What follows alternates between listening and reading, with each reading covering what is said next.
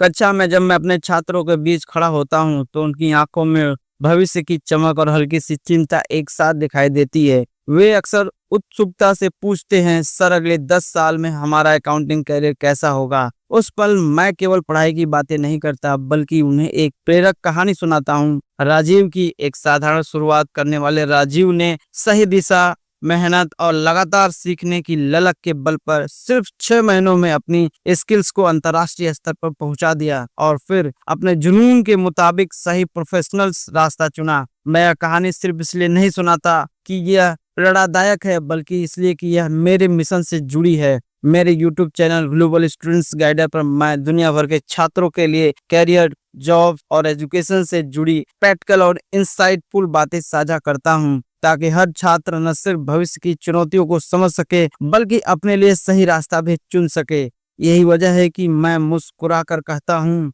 अगर आप सीखते रहेंगे, बदलते रहेंगे और आगे बढ़ते रहेंगे तो आपका सफर भी उतना ही दमदार और प्रेरक होगा जितना राजीव का हुआ।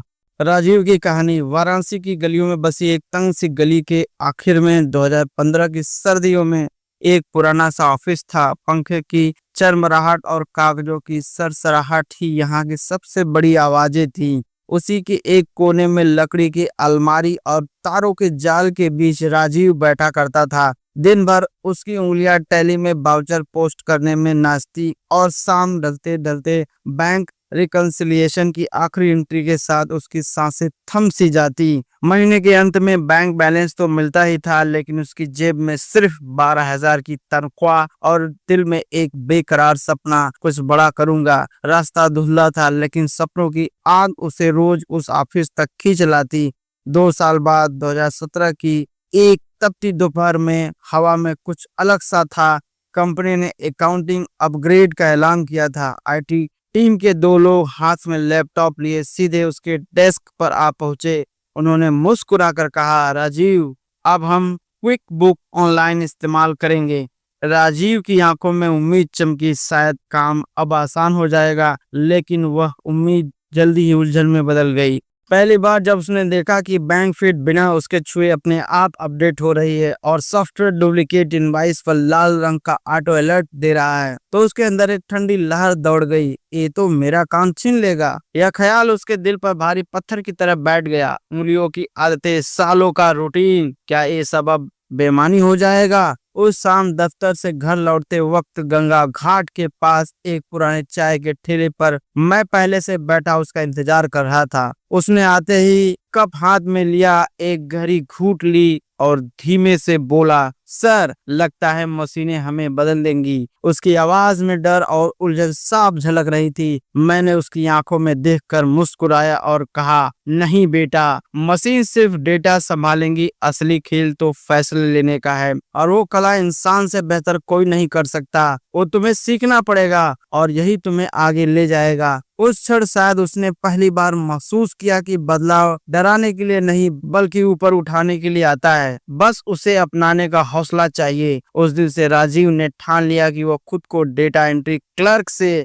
बिजनेस एडवाइजर में बदलेगा। मैंने उसे एक बात समझाई, भविष्य का अकाउंटेंट 4 चीजों का उस्ताद होगा: accounting standard, digital tools, controls और एथिक्स, और डेटा की कहानी सुनाने की कला। राजीव ने IFRS, US GAAP और इंडिया AS की किताबों में डुबकी लगाई। शुरू में हर पैराग्राफ भारी लगता था, लेकिन जैसे जैसे वह केस स्टडी पढ़ता उसे एहसास हुआ, अरे ये तो सिर्फ नियम नहीं बल्कि बिजनेस के फैसलों की रीढ़ है। वह अब बैलेंस शीट में सिर्फ नंबर नहीं देखता था बल्कि उनकी कहानी पढ़ता था। राजस्व कैसे आया, लागत कहाँ बढ़ी और मुनाफा क्यों गिरा।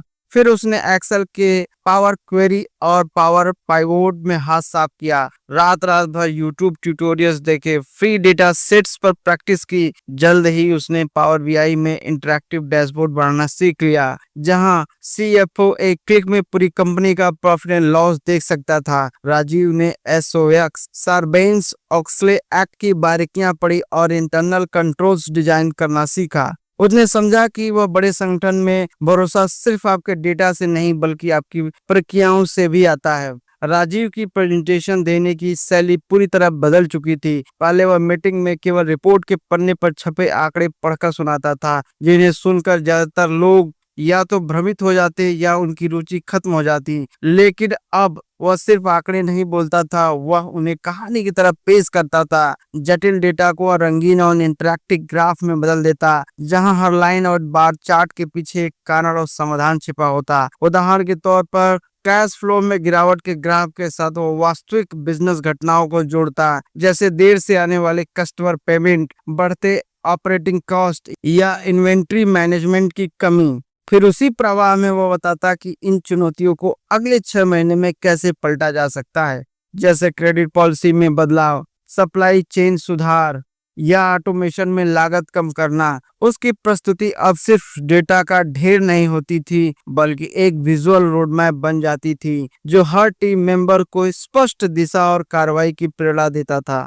SAP और ओरेकल नेटस्यूट जैसे बड़े सिस्टम में काम करना आसान नहीं था, लेकिन राजीव ने इसमें भी सर्टिफिकेशन किया। अब वह मल्टी एंटिटी कंसोलिडेशन और रेवेन्यू रिकॉग्निशन जैसे जटिल प्रोसेस खुद हैंडल कर सकता था। राजीव की स्किल बिल्डिंग यात्रा को गति देने के लिए मैंने उसके लिए एक सुनियोजित 6 महीने का रोड मैप तैयार किया। पहले महीने मैंने उसका फोकस टैली प्राइम और एडवांस एक्सेल पर था, जहां उसने मास्टर्स और बाउचर मैनेजमेंट, GST कंप्लायंस और बैंक रिकंसिलिएशन जैसे भारतीय व्यवसायों के मूलभूत प्रोसेस सीखे। साथ ही एक्सेल में पावर क्वेरी, पाइवोट टेबल्स और डायनामिक डैशबोर्ड बनाकर डेटा को प्रोसेस करने और विजुअल्स रूप में प्रस्तुत करने की क्षमता विकसित की। दूसरे महीने में हम उसे वैश्विक स्तर पर ले गए, जहां क्विक बुक ऑनलाइन और जोहो बुक्स पर काम करते हुए उसने multi currency handling, bank rule setup और ऑडिट रेडी बुक्स तैयार करने के लिए रियल टाइम प्रोजेक्ट्स पर अभ्यास किया। तीसरे महीने में उसकी ट्रेनिंग ज़ेरो और पावर BI पर केंद्रित रही, जिसमें उसने interactive data visualisation, profit and loss, bridge analysis और बिजनेस फ्रेंडली रिपोर्ट बनाना सीखा। चौथे महीने में उसे ऑटोमेशन की दुनिया में उतारा। RPA UI पाथ का उपयोग कर बैंक रिकंसिलिएशन और अप्रूवल फ्लो जैसे रिपीटेटिव प्रोसेस को पूरी तरह ऑटोमेट करना सीखा, जिससे समय और मानवीय गलती दोनों में कमी आई। 5वें महीने में हमने उसे बड़े उद्यमों के ERP systems SAP S/4 HANA और ओरेकल नेटस्यूट पर प्रशिक्षित किया, जहां उसने multi entity consolidation, inter company adjustment और रेवेन्यू रिकॉग्निशन की जटिल प्रक्रियाओं पर महारत पाई। अंत में 6ठे महीने में उसका फोकस ऑडिट एनालिटिक्स पर था, जिसमें कैशवेयर, आइडिया और माइंडब्रिज जैसे उन्नत टूल्स का उपयोग कर outlier detection, general entry testing और डेटा ड्रिवन ऑडिट तकनीकों पर गहराई से काम किया, ताकि उसकी प्रोफाइल तकनीकी, विश्लेषणात्मक और रणनीतिक तीनों मोर्चे पर उद्योग के उच्चतम मानकों के अनुरूप बन सके।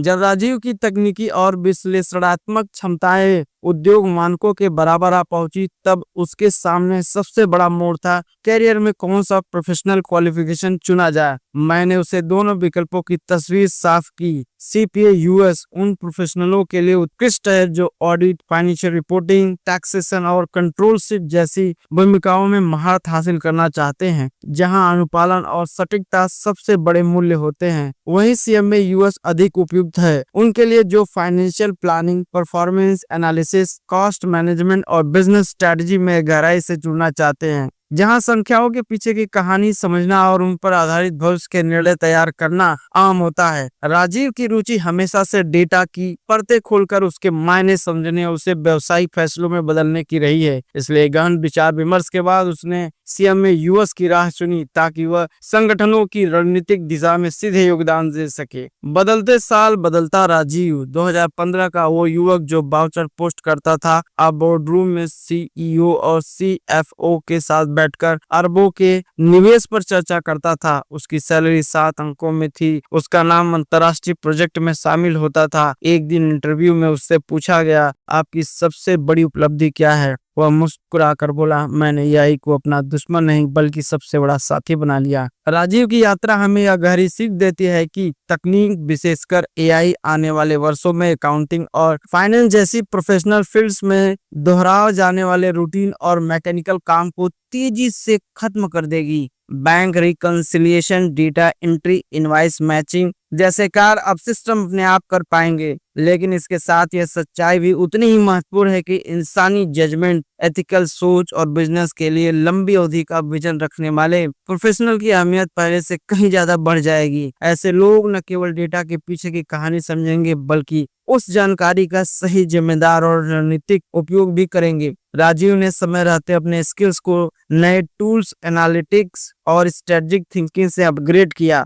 और यही कारण है कि उसका करियर सिर्फ बदलते समय से बचा नहीं बल्कि नई ऊंचाइयों पर पहुंचा। यही संदेश हर प्रोफेशनल के लिए एक स्पष्ट दिशा है। अगर आप सीखते, अपनाते और विकसित होते रहेंगे तो तकनीकी बदलाव आपके लिए खतरा नहीं बल्कि सबसे बड़ा अवसर बन जाएंगे। अब बारी आपकी है। सोचिए आप अगले 10 साल में कहाँ होना चाहते हैं। वही पुराना रूटीन या फिर राजीव की तरह बोर्ड रूम में? नीचे कमेंट में अपना रोड मैप और चुनाव सीपीए या सीएमए लिखिए और याद रखिए, सीखते रहिए, बढ़ते रहिए और अपनी सफलता की कहानी खुद लिखिए। यदि आपको हमारा काम पसंद आया हो तो वीडियो को लाइक, चैनल को सब्सक्राइब और दूसरों को शेयर करना बिल्कुल ना भूलें। आप देख रहे हैं ग्लोबल स्टूडेंट गाइडर, आपके करियर का शानदार गाइडर।